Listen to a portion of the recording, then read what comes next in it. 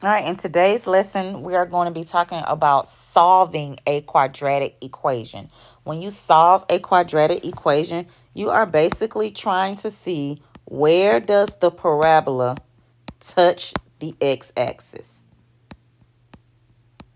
That's what solving a quadratic equation tells me. So the method we will be diving in today is called the square root method. All right, so I have solve x squared is equal to 9. I know this is a quadratic expression because the biggest degree, aka exponent, is a 2. That's letting me know it's going to give me that U shape. All right. So to solve x squared is equal to 9, I must isolate the x because what this is saying is x squared is on this side of the equation. I got two x's and I don't want two x's. I want one x. And so to do that, I do the inverse of a square. And the inverse of squaring something is to take the square root. So to get rid of that square symbol, I must take the square root of both sides. Because whatever you do to one side, you do to the other side. So when I take the square root of a square, it cancels out the square, meaning that the square, the 2, the little exponent in the up, it disappeared. It's gone. It's like magic. Gone. So that's going to leave me with just x. And then I have to find the square root of 9. Is the square root of 9 a perfect square? Yes, because two identical numbers that multiply to 9 is a positive 3. But two other identical numbers that multiply to 9 would be a negative 3. So you would actually have two solutions. One of your solutions would be positive because 3 times 3 is 9. Boom. And one of your solutions would be negative because negative 3 times negative 3 is also 9. So this means your solution would look like this if you were taking a test. And let me clean it up because it looked a little messy.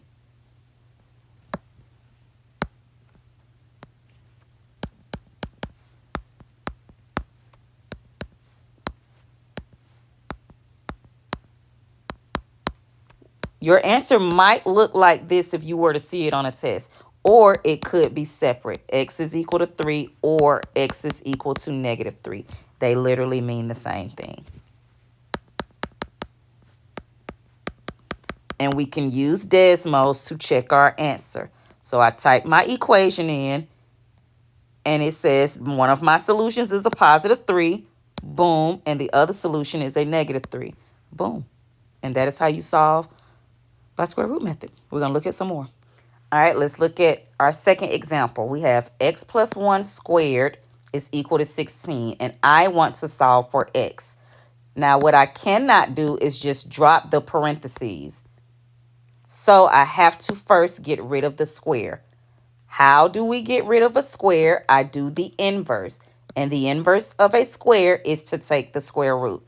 So I have to take the square root of the entire parentheses, which is exactly what we did in the first example. It just didn't have a parentheses. So whatever I do to one side of the equation, I must do to the other side. So the square root is simply canceling out the square, which means what will I have remaining? X plus 1 is equal to, well, what is the square root of 16? What two identical numbers can I multiply to get a positive 16? A positive 4 and a negative 4. Because 4 times 4 is 16 and negative 4 times negative 4 is 16. But is the x isolated? No, because it has that plus 1 attached to it. So this is the kicker.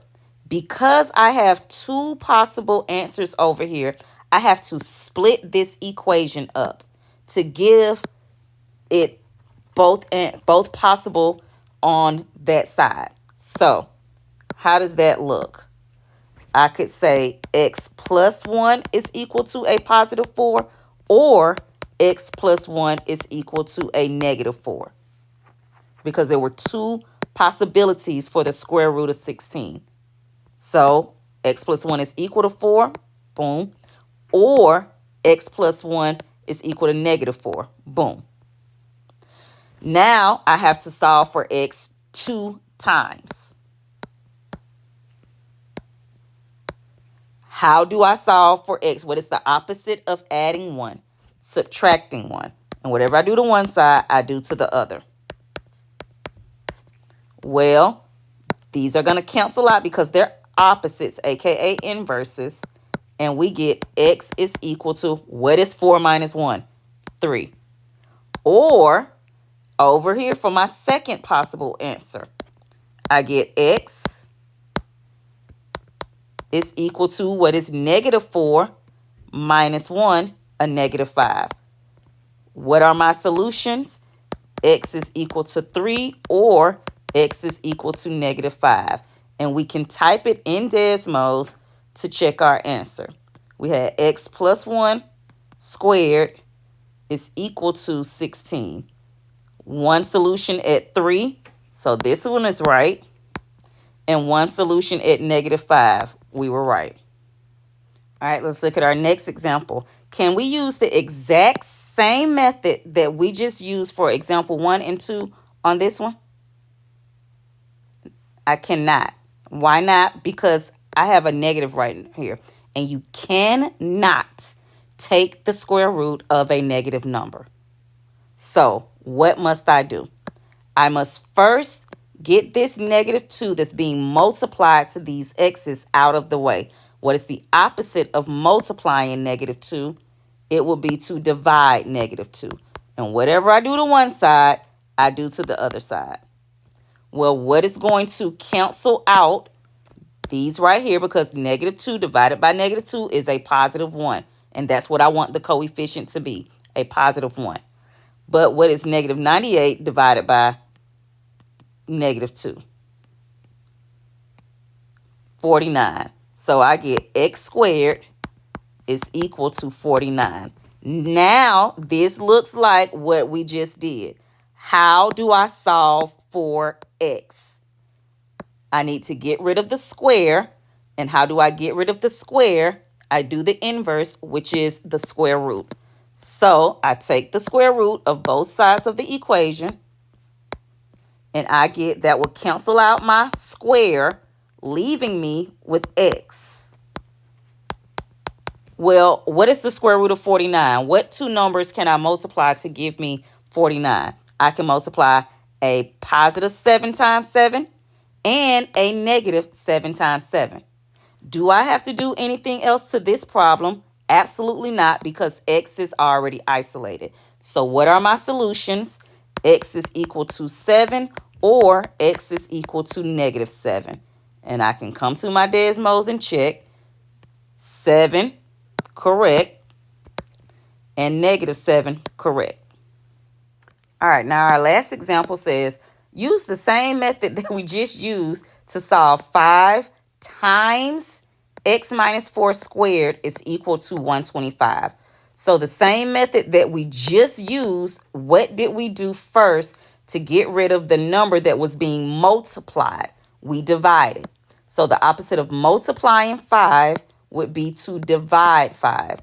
And whatever I divide on one side, I must divide on the other side. What is going to cancel out?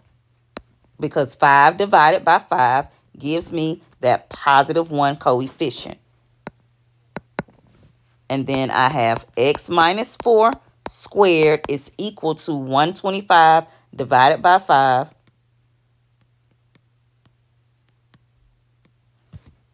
Which gives me 25. Now, which example does this look like?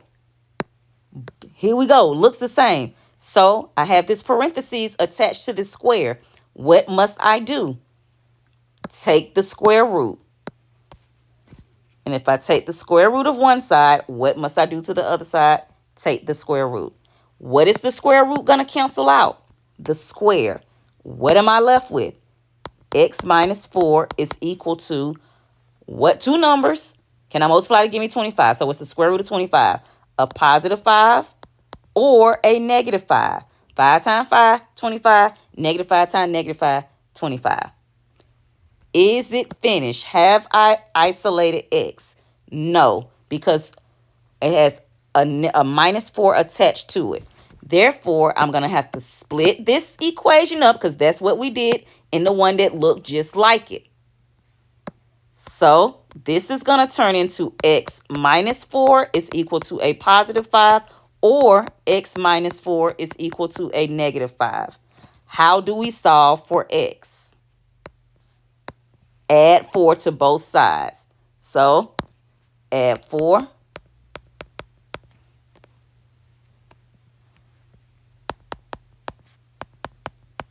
And I solve for x. Well, negative 4 plus 4 cancels out. And I get x is equal to, what is 5 plus 4? 9. And over here, I get x is equal to negative 5 plus 4. Negative 1. What are my solutions? X is equal to 9, or x is equal to negative 1. And in my Desmos, there go one of my intercepts at x is equal to 9, so that's correct. And there goes another intercept at negative 1, so that's right. All right, those were the easy ones. We're going to dive into the more complicated.